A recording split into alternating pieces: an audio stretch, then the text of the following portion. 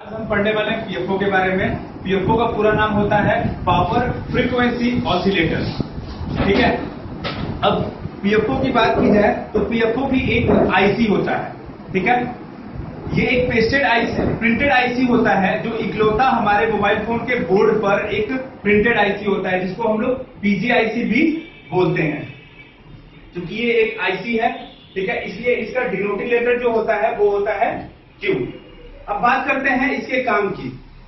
तो इसका काम क्या होता है? तो इसका काम होता है कि ये हमारे मोबाइल फोन में जो नेटवर्क होता है, यानी जो सिग्नल होता है, वो अगर कमजोर होता है तो उसको बूस्ट करता है और बूस्ट करके ट्रांसमिट करने का काम करता है।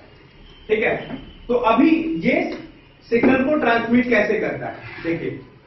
तो जैसे हमारे जो यहाँ हमारा डायग्राम बनाया हुआ है आप लोगों को, ठीक है, उस डायग्राम के अकॉर्डिंग इसकी 1 नंबर की पिन, 2 नंबर की पिन और 7 नंबर की पिन, ये तीनों पिन क्या होती है? ग्राउंड होती है।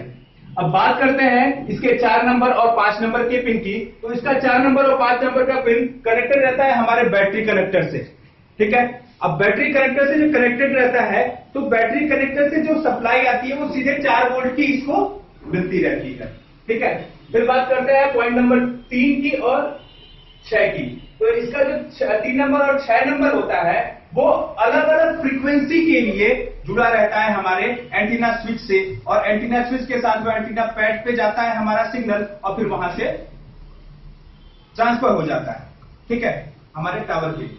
तो बात करते हैं 3 नंबर का पिन जो होता है वो 900 मेगाहर्ट्ज फ्रीक्वेंसी को आउट करने के लिए होता है, और जो 6 नंबर का पिन होता है वो 1800 मेगाहर्ट्ज फ्रीक्वेंसी को आउट करने के लिए होता है।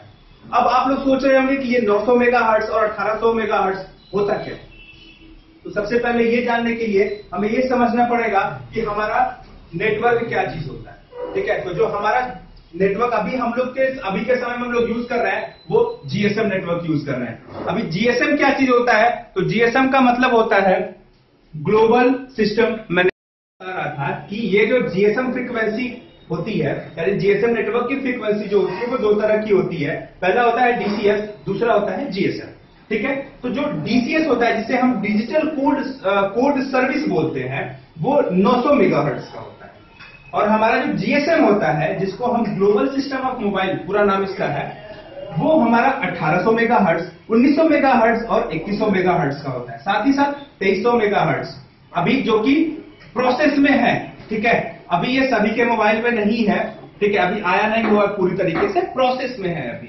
ठीक, आगे हमारे पास 4G और 4G अभी चल रहा है, 5G आएगा तो वो 2300 मेगाहर्ट्ज काम करेगा। ठीक है, अब बात करते हैं कि 900 मेगाहर्ट्ज। तो जब जीएसएम मोबाइल की स्टार्टिंग हुई थी, ठीक है, जीएसएम नेटवर्क की स्टार्टिंग हुई थी, तो सबसे पहले जो फ्रीक्वेंसी बनी थी वो बनी थी 900 मेगाहर्ट्ज की फ्रीक्वेंसी, जिसपे हम लोग या तो कॉलिंग कर सकते थे या तो मैसेजिंग कर सकते थे। ठीक है, इसलिए उसका नाम डीसीएस रखा गया। ठीक है, फिर इसके बाद कुछ दिनों तक वो चलता रहा ऐसे ही। फिर उस नेटवर्क में थोड़ी डेवलपमेंट की गई। ठीक है, जिसे कहते हैं कि उस नेटवर्क को थोड़ा सा एडवांस बनाया गया। तो वो नेटवर्क बना 1800 में।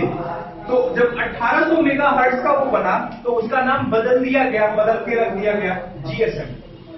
ठीक है, फिर उसी को थोड़ा अपडेट किया गया, फिर 1900 मेगाहर्ट्ज, 2100 मेगाहर्ट्ज। ठीक है, अब हम लोग तरह तरह के नेटवर्क यूज करते हैं, 2G भी यूज करते हैं, 3G भी यूज करते हैं। ठीक है, साथ ही साथ अभी तो LTE आ चुका है, यानी 4G आ चुका है, वो भी यूज करते हैं। तो जब 2G 3G का समय नहीं था, ठीक है, तो उस समय हम लोग वैब यूज करते थे, GPRS यूज करते थे। आप लोगों को याद होगा ऐसी मोबाइल जिसमें हम लोग केवल पेजेस सर्व कर सकते थे। ठीक है, यानी कि हम गूगल पे गए, कोई जानकारी हमें चाहिए तो गूगल पे टाइप किया और सर्व कर दिया। ठीक है, जीपीआरएस उसको बोला जाता था या फिर वेब बोला जाता था उसको। ठीक है, फिर इसके बाद धीरे आया 2G सपोर्टेड फोन आया। ठीक है, फिर उसके बाद 3G सपोर्टेड फोन आया, जैसे कि सैमसंग का काफी सारे फोन आए थे जो कि जिसमें 2G या 3G चलते थे। ठीक है, फिर इसके बाद अभी के समय में हम लोग 4G यूज करते हैं। ठीक, तो डीसीएस और जीएसएम समझ में आया? ओके, तो अब ये जो यहाँ पे हमारा 900 मेगाहर्ट्ज है और 1800 मेगाहर्ट्ज है, तो जो इसकी 9 नंबर और 12 नंबर की पिन होती है ठीक है, वो नेटवर्क आईसी से जो सिग्नल आती है वो सिग्नल यहां से इन होती है, यानी कि यहां नेटवर्क आईसी से आउट हुई और हमारे पीएफओ आईसी में इन हुई। तो यहां पे मैंने लिखा हुआ है कि 900 मेगाहर्ट्ज बफरिंग और यहां पे 1800 मेगाहर्ट्ज बफरिंग। तो अब अलग अलग क्यों? तो जैसे मान लीजिए कि आप कहीं पे ट्रेवल करने जा रहे हैं, ट्रेन में या फिर एनीवेयर, बाइक वगैरह पे या फिर अपने कार में, तो आप देखते होंगे कि नेटवर्क तो हमारे पास फुल रहता है, नेटवर्क में कोई कमी नहीं होती है, ठीक है, बट फिर भी हम केवल कॉलिंग अच्छे से करते हैं, ठीक है, बट अपना नेट सही से सर्व नहीं कर पाते हैं। ऐसा होता है या नहीं? होता है ना। तो ऐसा इसलिए होता है कि चूंकि 900 मेगाहर्ट्ज की फ्रीक्वेंसी हमारे चारों तरफ है, ठीक है, लेकिन जो हमारे 1800 मेगाहर्ट्ज की फ्रीक्वेंसी या 1900 मेगाहर्ट्ज की फ्रीक्वेंसी या 2100 मेगाहर्ट्ज की फ्रीक्वेंसी है, जिसपे हम कॉलिंग के साथ साथ अपना नेट भी सर्व कर सकते हैं, इंटरनेट भी चला सकते हैं, तो वो फ्रीक्वेंसी जो है हर जगह हर समय उपलब्ध नहीं रहती है, ठीक है, उपलब्ध तो रहती है लेकिन काफी कमजोर होती है, ठीक है। इसलिए जो नेटवर्क हमारा जो इंटरनेट चलता है, जो हम बैक की यूज करते हैं, जैसे 2G 3G या 4G जो यूज किया जाता है हमारे द्वारा, वो काफी धीरे यानी काफी स्लो होता है, ठीक है। तो उसी चीज को बफरिंग करने का काम, यानी कि उसी चीज को भेजने का काम हमारा 9 नंबर और 12 नंबर का पिन करता है, और फिर उसको बूस्ट करने का काम, यानी कि उसको बढ़ाने का काम, ठीक है, वो हमारा पीएफओ आईसी करता है। फिर इसके बाद इसकी दो अलग अलग पिने हैं, मतलब एक दो अलग अलग इसके पोल्स हैं, जिसे 900 मेगाहर्ट्ज की फ्रीक्वेंसी और 1800 मेगाहर्ट्ज की फ्रीक्वेंसी को ये अलग अलग आउट करेगा, ठीक है।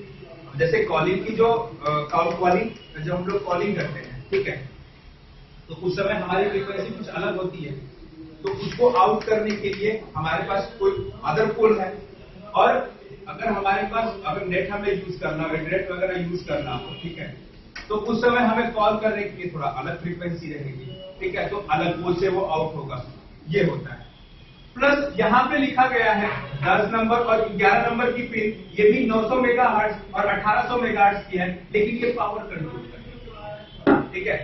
अब जब 900 मेगाहर्ट्ज और 18 मेगाहर्ट्ज की हमारी फ्रीक्वेंसी है, ठीक है, तो उस फ्रीक्वेंसी में जब कहीं भी बफरिंग वगैरह होगी, यानी कि वो फ्रीक्वेंसी कहीं से लो होगी, ठीक है, या फिर कमजोर होगी, तो उसमें जो पावर देने का काम करेगा, उसको जो बूस्ट करने का काम करेगा, ये 10 नंबर और 11 नंबर की पिन करेगी। इसीलिए यहाँ पे लिखा गया है 900 मेगाहर्ट्ज पावर कंट्रोल, और यहाँ पे लिखा गया है 1800 मेगाहर्ट्ज। यानी कि कुल मिला जुला करके कोई भी फ्रीक्वेंसी हमारे पास आती है, ठीक है, तो उसे जो ट्रांसमिट करना, उसे जो ट्रांसफर करने का काम होता है, वो पीएफओ का होता ही है, लेकिन उसको बूस्ट करके यानी कि स्ट्रॉन्ग बना करके, तभी हम कॉलिंग करते हैं, कहीं नेटवर्क वगैरह इंटरनेट वगैरह चलाते हैं अगर किसी भी नेटवर्क पे, तो हमारा बेहतरीन नेटवर्क चलता है, हमारी कॉलिंग बेहतरीन होती है, ठीक है। तो ऐसा हो, अगर ऐसा नहीं होता तो कमजोर सिग्नल की वजह से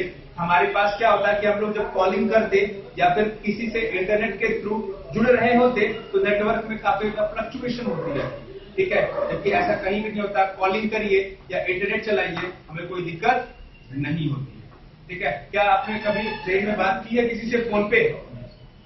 बात करते समय कोई दिक्कत होती है? होती है, ठीक है, लेकिन उतनी नहीं होती है, ठीक है।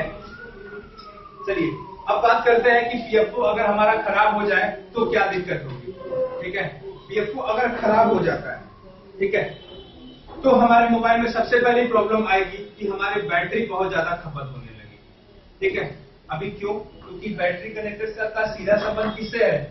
पीएफओ से है, ठीक है। तो पीएफओ में अगर लीकेज हो जाता है या शॉर्टिंग हो जाती है, तो हमारा जो फोन का बैटरी होगा वो बहुत ज्यादा खत्म होने लगेगा, ठीक है। साथ में साथ अगर इसमें कहीं शॉर्टिंग या लीकेज आ जाता है तो हमारा फोन डेड भी हो सकता है, और तो और अगर पीएफओ हमारा खराब हो जाता है तो हमारे मोबाइल में नेटवर्क में फ्लक्चुएशन होती है। फ्लक्चुएशन का मतलब जैसे हमने फोन को ऑन किया, ठीक है, तो नेटवर्क आया फिर नेटवर्क चला गया, नेटवर्क आया फिर नेटवर्क चला गया, यानी फिर नेटवर्क नहीं आएगा।